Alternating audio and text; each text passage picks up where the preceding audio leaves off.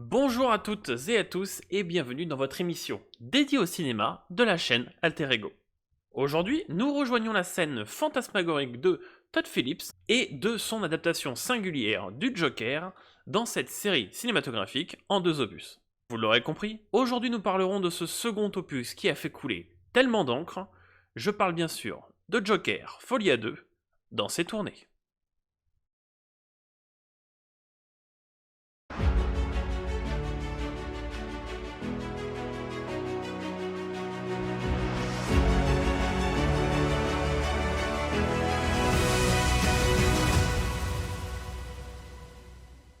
Sorti dans nos salles françaises ce 2 octobre, Joker Folie à 2 déchaîne déjà les avis des spectateurs dès le premier jour de sa sortie. Après un très bon démarrage au box-office en première semaine, le long métrage de Todd Phillips ne semble pas réellement satisfaire les foules. Cette fois-ci, Joaquin Phoenix n'est plus seul et il partage la tête d'affiche avec la très célèbre Lady Gaga qui nous propose ici son interprétation de la tout aussi célèbre Harley Quinn. Et c'est sous le signe de la comédie musicale que nous parvient cette suite très inattendue. Pour vous pitcher le film, ce second opus reprend là où Todd Phillips a terminé le premier, c'est-à-dire à l'asile d'Arkham. On retrouve donc Arthur Fleck qui est emprisonné et qui vit sa vie de prisonnier. Seul et ayant perdu son rire si caractéristique, Arthur perd goût à la vie avant qu'une rencontre salvatrice n'arrive dans sa vie. Au détour d'un couloir, il rencontrera une certaine Lee, déjà sous son charme, qui séduira notre Joker pour devenir sa Harley. La seconde partie du film s'orientera autour du procès du Joker et de Arthur Fleck face aux habitants de New York.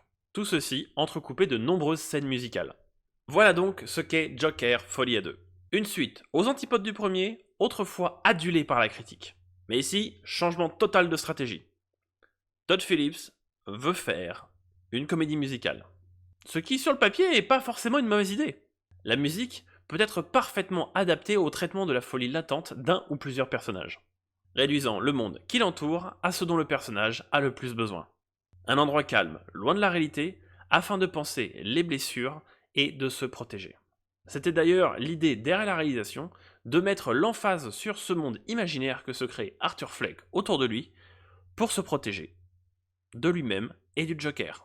Donc très rapidement, Arthur Fleck fera la rencontre de Lee, notre Harley Quinn du film. Et c'est selon moi le moment où on commence à voir les problèmes du film. Donc oui, c'est assez tôt. On reste quand même dans les 15 premières minutes du film. Leur début de relation et tout ce qui en suivra est maladroit et rushé.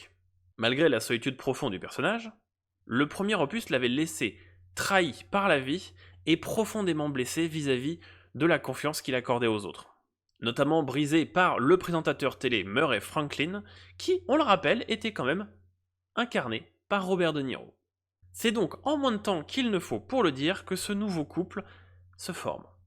Et autant dans le premier opus, si je trouvais que s'éloigner du Joker des comics était une bonne chose, on restait malgré tout sur une version plausible de ce dernier, et bien ici, on s'est tellement éloigné du matériel de base qu'on ne peut plus réellement parler de Joker ni d'Harley Quinn.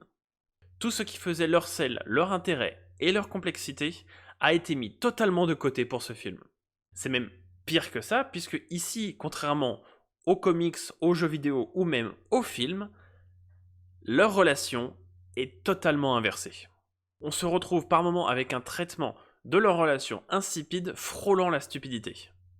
Et je ne pense pas qu'on puisse réellement mettre ça sur le dos de leur folie à deux. Car pour ma part, à l'exception de 2 ou 3 actions, ces personnages restent quand même bien moins fous que le Joker qui nous était vendu dans le premier opus. Là, on serait plus sur des inadaptés sociaux. Au cours de ces 2h18 de film, on peine à voir où le réalisateur désire nous emmener. On suit un léger fil directeur qui nous pousse en spectateur de la relation Joker-Harley, accompagné d'un scénario qui semble ne jamais réellement démarrer. Et une fois en marche, on se rend compte que la route va être très longue. Car le scénario n'avance pas. Et comme si ça ne suffisait pas, certaines scènes sont entrecoupées de phases de comédie musicale hors du temps et dans l'imaginaire de nos protagonistes principaux. sans pour autant apporter quoi que ce soit à l'intrigue ou à l'évolution de leur personnage. Même si en fouillant, on peut y percevoir deux ou trois petites idées de développement. Je pense sincèrement que Todd Phillips aurait mieux fait de produire une comédie musicale Joker à Broadway plutôt que de la produire à Hollywood. Donc si on constate un scénario aux abois, le film n'est pourtant pas une réalisation d'amateur, puisque au-delà de la faiblesse d'écriture et du développement des personnages, on retrouve une image et une filmographie égalant la qualité du premier opus. En termes d'image, Todd Phillips sait ce qu'il fait. On passe d'un plan à l'autre de manière organisée et fluide, et je vais réutiliser l'expression que j'utilise à chaque fois pour le Dune de Villeneuve, mais chaque plan est une véritable photographie, voire un véritable chef-d'œuvre. Sur le plan de l'image et de la technique, on est sur un sans faute. Donc, il est relativement frustrant de voir que le scénario et l'écriture des personnages ne suivent pas. Et je le redis, mais le côté musical n'est pas forcément une mauvaise idée. Il est possible de faire passer énormément de choses par les musiques et les paroles. Les meilleurs exemples en date que je vais avoir, ce serait Emilia Pérez de Jacques Audiard, ou encore très récemment, puisqu'il est sorti ce mercredi, L'amour ouf de Gilles Lelouch. Alors oui, L'amour ouf n'est clairement pas une comédie musicale, contrairement à Emilia Pérez. Mais la réalisation de L'amour ouf parvient à nous faire passer, au travers de quelques musiques et quelques chansons, une relation amoureuse très forte, là où Joker Folie à deux n'y arrive pas en une dizaine de morceaux. Les dernières scènes du film se déroulent lors du procès d'Arthur Fleck, un procès dont il n'est même pas intéressant de parler, car il ne sert ni particulièrement à la narration, ni particulièrement au développement des personnages. Il sert de réel fil conducteur à ce qu'il se passe en coulisses entre Arthur Fleck et Harley Quinn. C'est d'ailleurs dans cette partie du film qu'on se rend compte réellement de ce que voulait faire le réalisateur du personnage d'Harley Quinn. Et on aurait aimé qu'il s'y prenne autrement, et qu'il donne un petit peu plus de profondeur et d'intérêt au personnage de Lady Gaga. Parce que ce qu'on retient au final de ce personnage, c'est uniquement que c'est une ex toxique. Et manipulatrice. Des adjectifs qu'on accorde pour la plupart du temps au Joker, mais pas à Harley Quinn. Pour parler un petit peu d'exploitation, ça faisait un moment que je n'avais pas vu des personnes juste quitter la salle et partir du cinéma. Force est de constater qu'aujourd'hui, Joker Folie à deux est un échec colossal au box-office. Il a réussi à faire moins bien que The Marvel, The Flash ou encore Madame Web, et d'ailleurs Warner a décidé de le sortir très rapidement sur ses plateformes, soit le 29 octobre, donc à peine un mois après sa sortie au cinéma. Donc le film sera à la fois disponible sur les plateformes et au cinéma. Et uniquement aux États-Unis, je précise. Nous, on a des lois pour éviter de couler notre propre industrie cinématographique, contrairement aux Américains, qui n'en ont rien à foutre. Vous savez, c'est histoire d'habituer les Américains à ne plus aller dépenser leur argent au cinéma, mais à plutôt se concentrer sur les plateformes, histoire de tuer dans l'œuf leur propre industrie. Mais vu que les grands groupes aiment accuser les spectateurs de leurs échecs, on finit par se demander si, outre-Atlantique, le cinéma américain vaudra réellement encore le coup pendant longtemps. Alors qu'en France commencent à émerger des super productions comme Le Comte de Monte-Cristo ou L'amour ouf. Donc Joker Folie à deux, je ne peux malheureusement pas vous le recommander.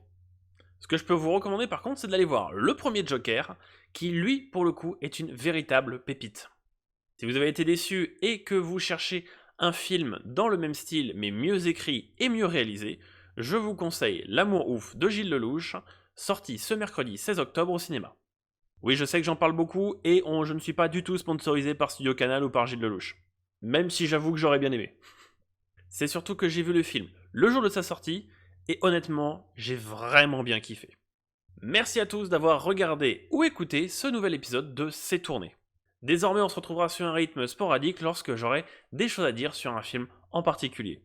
Et je pense qu'on aura de quoi se retrouver dans cette série d'ici la fin de l'année. Merci à tous et à la prochaine fois pour une nouvelle critique cinéma. C'était Quartzal pour l'émission C'est tourné de Alter Ego.